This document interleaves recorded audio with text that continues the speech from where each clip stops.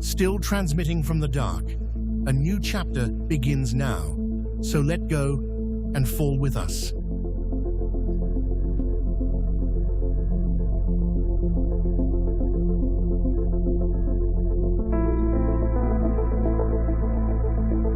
There is nothing in the world more soft and weak than water, the Tao Te Ching observes.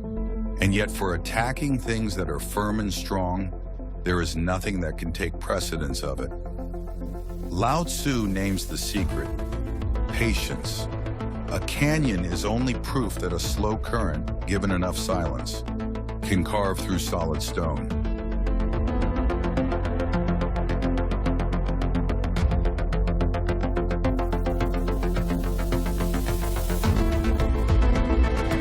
Every black hole spins, and a spinning one drags space around with it. Picture honey stirred by a spoon.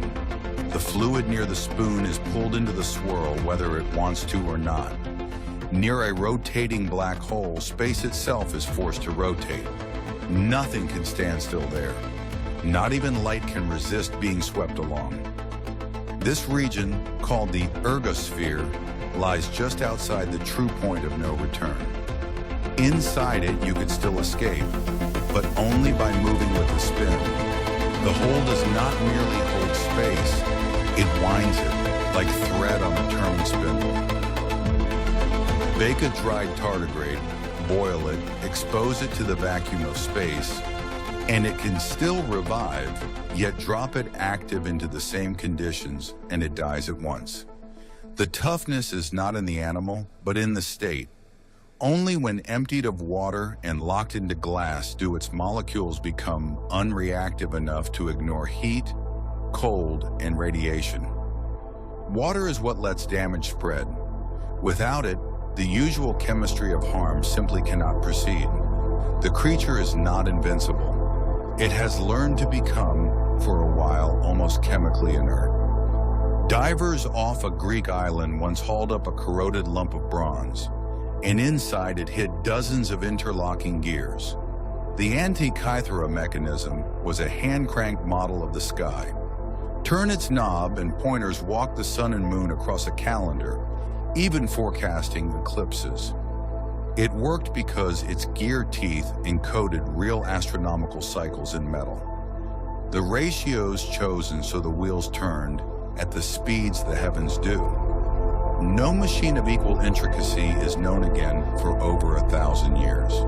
The knowledge to build it simply slipped out of the world and waited on the seabed. There is a kind of lava so fluid it forms ropes. Called pahoho, it flows with a smooth, glassy skin that wrinkles as the still molten interior keeps moving beneath it, folding the surface into coils like braided cord. Its cousin, called AIA, is the same magma gone slightly cooler and stickier, tearing itself into a rubble of sharp clinkers. The only difference between a silky, ropey surface and a field of jagged blocks is a small change in temperature and speed. The rock records in its tech. The moon's glow reaches you about 1¼ seconds late. That pale light left its surface, crossed roughly 250,000 miles, and only then struck your eye. So you never see the moon's present face, only its face from a heartbeat ago. The same delay let mission controllers measure the distance exactly by timing laser pulses bounced off mirrors and waiting for the echo. Light's steady pace turns every reflection into a ruler and every glance into a small step back in time.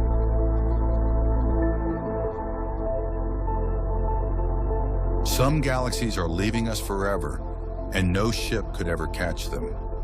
As space expands, the distance between us and a remote galaxy grows.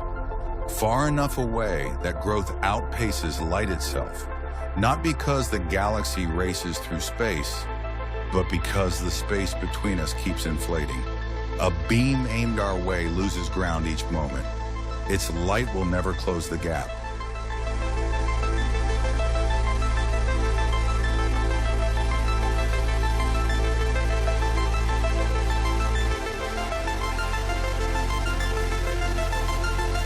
Fall toward a small black hole feet first, and gravity pulls your feet far harder than your head. The difference stretches you lengthwise while squeezing your sides. A process scientists named, half grimly, spaghettification. It happens because gravity weakens with distance, and near a compact hole that change is brutally steep across even a human body. Around a supermassive hole, the stretch is gentle at the edge. Around a small one, it tears matter apart long before the horizon. The same falling, two-phase, decided by how sharply the pull shifts from. As long as you live, keep learning how to live, Seneca wrote near the end of his days. The drift is long enough for any lesson.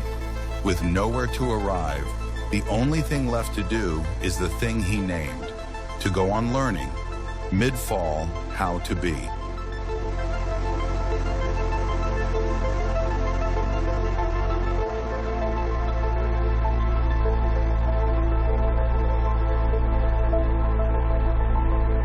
Twice a month, the tides swing to extremes, and it's a matter of alignment.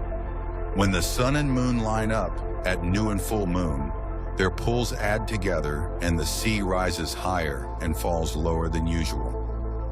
When they sit at right angles, a week later, their pulls partly cancel and the tides are gentle. The moon sets the daily beat, but the sun, joining or opposing it, swells and softens that beat on a rhythm you can read straight off the moon's phase.